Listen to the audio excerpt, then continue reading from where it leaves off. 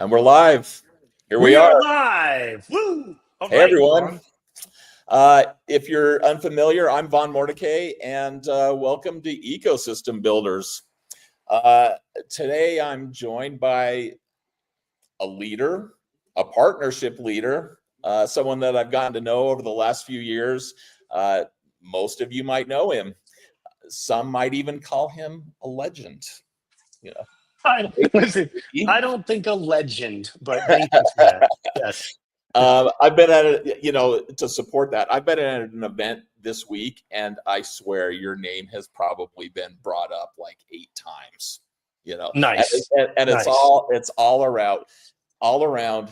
Joe was a partnership leader. Then Joe was a CRO, and now he's the CEO. If you don't know him, meet Joe Sykora. He's the CEO of the cybersecurity company Coro, and he's an executive leader with a ton of experience. Welcome to the show, Joe, and thanks for showing up. Hey, Vaughn, always for you. Great to see you again. Thanks for that intro. I tell you what, I'm going to give you $20 later. Building up my ego. That's great. But great to be here, and shout out to all of you watching us live. Watching live, and this is really live. All right, let's jump right in. For those that don't know you, tell us a little bit about yourself. Sure, Vaughn. The personal.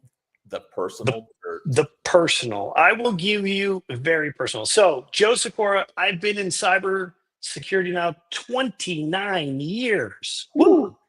30 years next year. So I've been in the business for a while. I've been both a partner, MSP, and I've also worked on what I consider the dark side, which is the manufacturer side. I switched over in 2010. So I've been about 15 years now. I think you built me up a lot bigger than I am, but yes, running channel programs. I've done some marketing, operations, integration of new companies, you name it. I've had a lot of fun along the way. I haven't been at that many places. This is just my 4th, right? So 4th out of 15 years, I stay at places. Some people say too long. I like to say just long enough. I have that same problem. There you go. Now, on the personal side, I live in Brentwood, Tennessee. I was in the Bay Area for about 14 years, grew up in Ohio. Been around a few places, but we call Tennessee home right now. So anyone that's visiting Nashville, give me a shout. Nice. Good luck trying to find me here because I travel quite a bit. Let's see, married, 4 kids, 3 dogs, and a cat. So in for it. There you go. And I guess the other fun fact, the oldest child is turning 13. The youngest is turning 3. That's a whole different podcast we can talk about later. Yeah. But yes, my daughter, it was funny. I was in Denver at the beginning of the week, came home. My daughter turned 8. So happy birthday, Jolena. We'll give her a shout out. Nice. Came home for that. And I'll be leaving for Arizona in a matter of a couple hours. So, always doing something. You're always on the road. Now, when you get some time to yourself, what do you do? I mean, what are your hobbies, and how do they do you have hobbies that kind of drive how you are or act as a leader? I would hope so. Well, Vaughn, I've always been active in some type of sports, right? Okay. So, yep. Growing up, I played, golf when golf was not cool, but I was on the golf team. If we go back to high school, played baseball, and I played basketball, baseball being probably my top sport. So a lot of times in my free time, and I don't know if it's a hobby, but my kids are also very active. So my son playing tackle football for the first time. He's also playing baseball. The 2 girls are both in softball. So when I'm not on the road, you can find me helping sometimes coach. I'm always there. Sometimes I'm asked. Sometimes I force myself in the situation. Yeah. So, it is kind of the leadership position. And that playing games. Still like to golf once in a while, but that's tough juggling the schedule at the home life. So a lot of times, you can find me hanging around. I'm more of I do so much during the week with travel, like yourself. we go out a lot to eat and everything else. So when I'm home, I like to cook. So cooking is Oh, definitely nice. a major hobby. So if you're ever in Nashville, if you're ever coming over, I'm going to say, what do you want to eat? Because I'm going to be making it for you. So, and it That's goes nice. beyond grilling too, Vaughn. We can do Ooh. just about anything. Just about Now anything. for us, it's a Blackstone, so it does go beyond grilling, but it's just pan. Yeah. There you go. Well, a hobby I picked up during COVID, like I think a lot of us, is sourdough bread, which I still do when I have time, making it for the family. So yeah, I Nice. tell you what, the talents are just endless, Vaughn. They're seeping out of you. Okay. So let's talk a little bit about your business. Sure. Coro, you're in cyber. There are a lot of Yes. cybersecurity companies. There are. Where do you fit, and what makes Sure. you super cool? Yeah, the super cool. Well, we can let's pause on super cool. We won't start on that because that's an easy one. So we are purpose built for the SME, right? We are a cyber platform, and for those of you, I know we tossed the word platform out quite a bit. We cover all the major.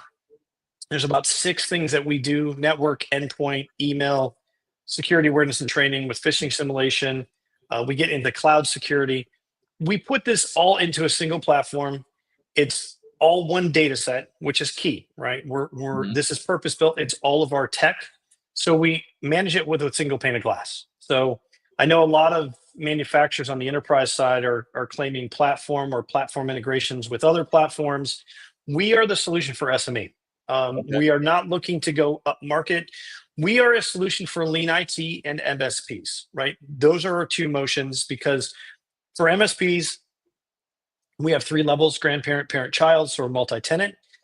For resell, or our standard partners out there that are doing hybrid or resell, lean IT, right? People who don't have a lot of technical expertise. What we do is first of all, we lock down the configuration, so we simplify it so you can't make the mistake. Most cyber incidences occur because of misconfiguration. So we eliminate that from the equation.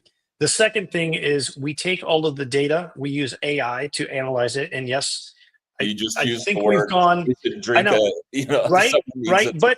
but I waited at least over 5 minutes. But we do use AI, and we have been using AI to then look at all your incidences, correlate those. And so we only give you the actionable items. So unlike some of my friends in the enterprise space that you need to have a full-blown SOC, an analyst team, I simplify it. So that is really kind of what Coro does at the core. Why are we cool? That's interesting. One, there's no one else doing exactly this out there, right? So again, back to I've been in cyber a long time. I was looking for a great solution because I'm always very technical, but I was also looking for something that I could go to market with that's 100% channel, not a mixed model, all indirect, 100% with channel partners, in a market space I love, right? And I think everyone knows I really enjoy dealing with the SME market. So the cool factor of it is we're making it easy to consume, right, for partners. We do use simple two-tiered distribution. So we have our distribution partners. We give them predictability, right? I think everyone out there wants a predictable model, both on margin, protection, everything else. We've simplified it. And that's part of what makes cool. But really, the cool piece of this is the people, right? So there's a lot of people that if you know me, I have a family that follows me from Fortinet to Bitdefender to Proofpoint. So a lot of the same familiar faces, they're all out there. They are, I would say, some of the best people in the industry, and that's the cool factor of Coro. Plus, we like to work hard, play hard, right? We like to do things that are a little bit out of the ordinary and create more of experiences for our partners, because we can all have fun together and still do very, very well. So that's the cool factor of Coro, right? Is our people and how we treat our partners. And the 100% partner led at the space that you're in. That's pretty impressive. 100%. And that was something, listen, I joined Coro is only 6 months ago, right? And one of the things that we did do before was we did have we had a direct motion as well. Listen, it's the same motion, but working with partners, everyone that knows me knows I'm a huge channel person. I always will be. That is something that was a kind of a mandatory requirement when I was looking at what I was going to do for my next adventure is 100% channel. So yeah, 100% channel. It's not channel first. It's not mostly channel. It's 100%. We don't do business direct. We only do it through channel partners. I love that. Okay, here's the big question, and you knew it was coming. Sure. You're a channel guy, but now you're the CEO. How in the world did that happen? Well, I'm going to go with I'm not your typical channel person, right? Okay. Because I have been on both sides, right? Mm-hmm. I was a channel partner the first 14 years of my career. So if you look back at my history, I was a system integrator to start. So we're going way back in the 90s. Yeah. I formed my first MSSP in the late 90s, which was kind of ahead of the curve. Exited both of those companies, ended up at a company called Fortinet, right? Mm-hmm. Fortinet was IPOing in 2010. I was there for almost 8 years. I was doing all kind of, I'd like to say I was one of the fixers, right? So when you're growing as fast as we were growing, things break. You also take on different things. So I had a variety of different roles. Yes, I did lead the channel program. I was the interim CMO on and off as we were going through transitions. And so I had a lot of exposure to marketing. Operations was something that was originally under me and then, grew it and then set it free. When we acquired some companies, I was the interim CEO as well. So I had a lot of exposure.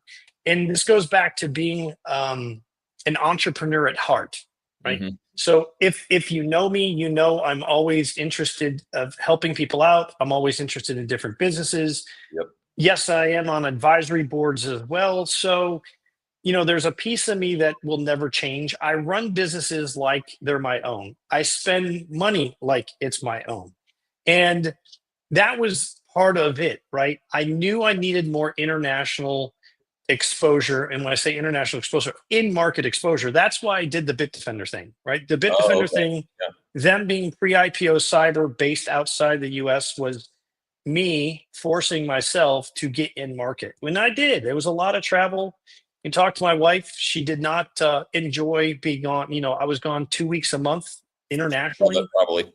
It was tough, especially at the time. We didn't have 4 kids, but we had 3. So, there's something to be said about that. If you look at it like American executives, there's not a lot of people that can challenge me on how many countries or partners and distributor partners that I've actually met with, shared bread, shook their hands, showed up to an event. And that's something that I've been proud of because it was part of the journey, right? Yep. That's when I was a CRO, right? I was leading sales globally there. Again, it was 100% channel, so it is a different motion. It's a very similar motion. Proofpoint was a channel transformation, right? For me, it was a 4-year channel transformation, enterprise focused, mixed model, a little more difficult if you're a channel leader, but that's okay.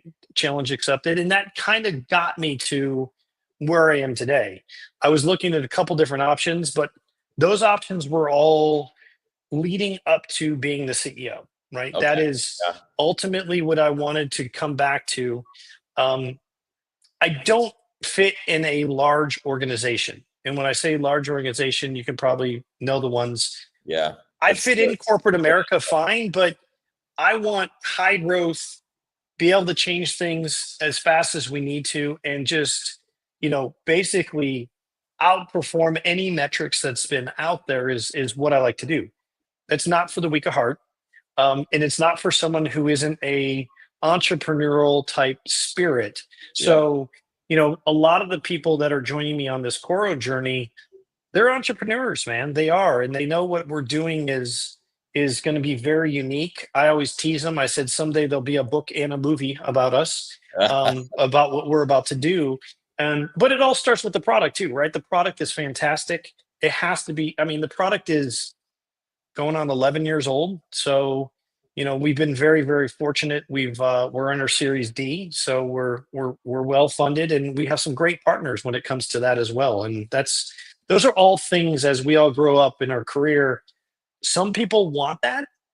Yep. Some people are happy kind of staying where they are and status quo, and there's nothing wrong with that either. For me, it's always, I joke around. If you look at some of the things I've done in the media, I always said, what are you going to do? I said, take over the world, right? That's always my goal, is how do we take over and become very, very relevant to the space that we're in? And I think this is a very underserved market. So to me, there is a little bit of give back, because if I can help protect the small guys that can't afford things, that don't have enough experience in ability to have a CISO or CTO, great. And if I can do it at an affordable price, that's a win-win for everybody. That's cool. So I always like to talk with this show is really more about people's stories than it is actually about me or the business I belong to or the business you belong to. It's what is your story? What is your mantra? How do you find in my chats with you over the few years that we've known each other, I've noticed this notion of predictability. You talk about it always. I would suspect that that's probably one of them, particularly as you're moving through the executive leadership. What are the things that you live and die on? What are those skills? Well, predictability is super important. And this is whether you're running your own business, you're part of a business. Predictability is no surprises, right? Good or bad, right? Yeah. Because I think if you talk to any CFO or board or publicly traded company, what's the number one thing you want? Predictability. Yep. No matter who. One way or the other. No surprises. Yep. You don't show up a week before the end of a quarter and say, oops, guess what? I'm going to be plus or minus now 50%. Not acceptable, right? No. So either way, even if it's on the positive side. Either way, right? Some people say, hey, it's great, I overperformed. You know what everyone's saying is you sandbagged, right? We've all been there. So it's giving the predictability. My mantra, though, is in for all of you, a lot of people have heard this too, you must be present to win. You have to be willing to do the cycles, do the hard work, no matter what it is. I've always rolled up my sleeves. I've always told people, I joked around. I think I told media one time, and they actually printed this, which I wasn't happy about. But I told someone, they asked me what my job was. I was like, listen, whatever the company needs me to do, personally or business. If the garbage needs taken out, I'll take out the garbage. That's okay. We can do that, even as a CEO. So, that has always been the must be present to win. It's something I also instill in the kids, right? When they're playing sports. I don't want to debate the sports and youth sports of today. I'm a big, you go out to win, right? You go out to play to win. I get it. As they're learning fundamentals, it's different, but it's a competitive game and you should always want to win. Participation trophies, kind of personally against it, but we can, again, I don't want to get too controversial out there, but again, that is kind of the attitude and the you can do anything attitude, right? The whole take over the world. That's always been part of me, right? And if my parents were on here, they'd probably tell you the same thing. I started my own business. Of course, it was mowing lawns, but I think at 13, 14, something like that. Wow. I then I quickly that's when I'd say I started the entrepreneurial side of me. And most people ask, it's like, okay, is your mother or father or grandparent, somebody, they weren't entrepreneurs, right? They've always worked for big companies. My dad, listen, he worked for the same company for over 30 years, started there, retired there. People don't do that anymore, right? So, there is, and I grew up in a small town, Vaughn, a small farming community up in Ohio. I actually own my grandparents' farm. So if you're ever in Ohio, let me know. I can hook you up there too. Look at all the places I can help you guys out. I'm looking forward to it. It wasn't like high tech. It was a very, very grounded upbringing, right? But it was with that attitude that anything's possible. And that's the same thing I do with my children today. And it's the same advice I give to people, right? It's like, you can do anything. You just have to, and I know working hard, I mean, it sounds cheesy, but the must be present to win. A lot of people miss that. A lot of people, I think this morning, I think I got up at 5:30, right? Because I had calls that started at 7. I wanted to get a workout in. I wanted to make my children breakfast. And I knew that it's like, okay, I got to get up at 5 or 5:30 to get all that done. You've got to schedule and make that time, and you have to be present, right? It'd be a lot easier to hit the snooze button, skip the workout, maybe have the kids grab some cereal, but that's never been me. Right. And that's, I think that is a differentiator, I think. And a lot of people probably listening are the same. You have to have that attitude of, I can do it and I'm willing to put in the cycles to get it done. I appreciate that about you. Actually, it's something I've noticed about, just when we've interacted and whatnot. I kind of have this view that if it's not me, then who, to the taking out the garbage, right? Yeah. So right. You step in and you contribute, and for the most part, you get the things that you need to learn, and you get the things that you should develop when you're present to win, and you're taking that approach that if I don't do it, then it's just going to get left for someone else. So yeah, well, listen, and if you look back early in my career, I was the one in E-staff raising my hand. If there was a special project or something had to be done, listen, I was the one raising my hand saying I would be more than happy to help or do it. Right. So it's that same attitude. And it's kind of got me to where it is. We talked a little about before, career development and everything else. It's also being present like today, right? You're at a group that you and I are in. I'm not there, you are, but it's learning from these next up and comers that if we can help them, that's great. But I love going to Club Next because I learned a lot from them. It's funny. I've actually commented. There's a few groups and not many groups I'm a part of now, and I learned more from that group sometimes than everyone else. And these are the up and comers when it comes to that. But you have to stay active in all of the things. I was at an industry event this week. I was at Black Hat. Black Hat was a couple weeks ago. You just immerse yourself and you continue to learn about whether it's tech, whether it's people, whether, there's a lot of things you learn and you have to stay active, right? And you have to do the work. I agree with that. I'm gonna pivot on you just a little bit. Sure. You mentioned AI.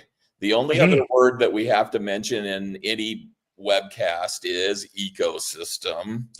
See, I haven't mentioned that, but sure, ecosystem. Yeah. Okay, so they're messy.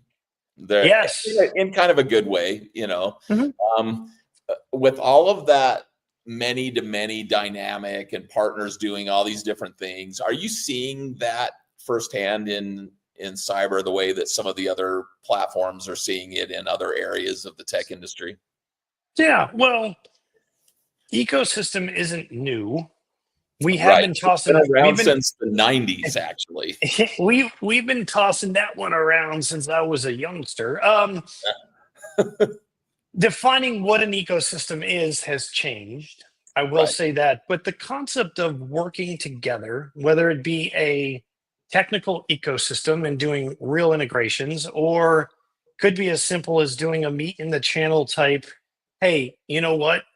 We know each other. We're going after the same. We don't compete. Let's go. It's very, very relevant. And in cyber, sure, you've seen a lot of integrations, both technical. You've seen a lot of partnerships. I think that's never going to go away, and that's part of the being present part of things. Is you do need to play well with others, right? Yeah, and if that's you a don't, good take, actually, if you don't. You can't be like, hey, I'm taking my ball and going home. There's no work. I in team, right? But there is a me, Vaughn. There is a me. Anyways, but you can't do it, right? And this is the other thing too. I know you're half joking, but maybe my name did come up at this conference you're at. It's because I've networked and I'm trying to help people and we're trying to do things together because it's such a big industry. Even with my competitors, I always tell everyone, I'm happy to give you my framework. People don't pay me for my framework. People pay me to execute on my framework, right? There's a difference. But I'm more than willing to help with, hey, here is the fundamentals. Here's what you need to cover. Here's some basics around reporting, because we all learn off one another, right? Yep. And this is something that you can't teach, right? I think you're either born with this I will work well with others attitude and get things done, or you're not. And I think the not piece, you don't see them in roles like you and I have had in our careers. You see them more around, things that don't involve a lot of people, and hiding behind things. That's interesting. But the ecosystem, because we've got to say it one more time just to make sure can we start the AI ecosystem? I don't know, maybe. The AI ecosystem. It's about to emerge, probably. Okay, there you go. So it is very important, but I don't think it's anything new, right? It's nothing new. It's the same reason you and I see each other at conferences. You and I see it at your like peer groups. It's an important thing to participate in. It really is. I agree. So these things go so fast. We've got 4 minutes left. I know. One of the things I love to ask people is if they have seen, tell me a story of one time that you just didn't get it right. Something that and then you went, oh man, I learned from that one. That really sucked. Or I did that absolutely wrong. Or boy, I wish I would have changed that. And it was a pivotal moment for you, either in your career or in the channel or, whatever you were dealing with. Yeah. Wow. Something I didn't get right. Well, and more importantly, what you learned from it. Because I'm not trying to call you out. Hey, listen, is this personal or business, Vaughn? Because I can go either way on this. Yeah, you could go either way on that, actually. Most people like talk this about business, but Okay. We'll talk about business. We don't need to talk about ex-wives or anything like that. Listen, so in business, I think I've made a lot of mistakes, right? And one of the ones we do, and I'm going to go way back, right? Okay. Way back. And this goes back to validating everything. I like to look at a lot of data, right? But at one time, when I was a youngster at 22 or 23 with my own business, I had, at the time, legal counsel, which was outside, convince me that I needed to hire them full time. And I was like, well, that's interesting. I was like, I'm a new business. I was doing maybe $3 or $4 million a year, not big, out of my own pocket, self-funded. And I said, well, that seems to make sense. I didn't really talk to any other business. So literally I brought chief legal counsel on when I was a $4 million company, and biggest mistake of my life, right? Because again, what it worked out to be was, and I'm sure they're not listening, but if they were, they then said, I called them all the time. I was like, well, where are you? They're like, on the golf course. I was like, well, you're supposed to be working. And they're like, no. I'm just taking your hourly rate. I'm going to discount it 10%. And that's the number of hours you get. Anyway, I was like, wow, this blew my mind. So again, I was also looking at franchising and everything else. So it made a lot of sense. Listen, I learned from that mistake not to you've got to listen to people. You've got to listen to, and also talk to your peers to see, does this sound right? Should I do? Now, again, I was 23. I didn't know what the hell I was doing. It's a long time ago in my career. Drinking my peers, listen, my peers were probably still in their 6th or 7th year of college. So it really didn't help me much. But, now I have this network where I can bounce things off of them to say, what do I need to do? Luckily, I've been connected to a lot of other CEOs on some of the things that I'm even encountering already. That's something that's always been a life lesson, is look at the data, make sure to make the right decisions. And, I'm never going to make the wrong decision again. Right. But that one, man, we're talking well over 20, almost 30 years ago now. And I still remember that one distinctly of that was a mistake that I should have never done. And but that's okay. And you know, I'm a very trusting person. There's been a lot of interesting people I've met along the way. So you always, I think you'll also find my close circle of peers and friends are people I've known for a long time. So, you know, I make sure to keep that circle really, really tight. That's really cool. Okay, last comment. We're Sure. done. Give me 3 tips if people are trying to develop their careers in channel or in executive leadership. What would you say they need to do? Yeah, hey, listen, I already gave them. Must be present to win. Number 1, must be present to win. Number 2, must be present to win. Number 3, make it predictable. And that's all you need to do, right? Put in the effort, do what you say, and be predictable. That's it. Okay. That's the keys to success, Vaughn. There's nothing else. I love it. With that, everyone, thank you. Thanks, Joe. This was great. I really appreciate you coming on the show. Absolutely. Right. Thanks, everyone. Take it easy. We'll see y'all soon. Thanks. Bye. Bye.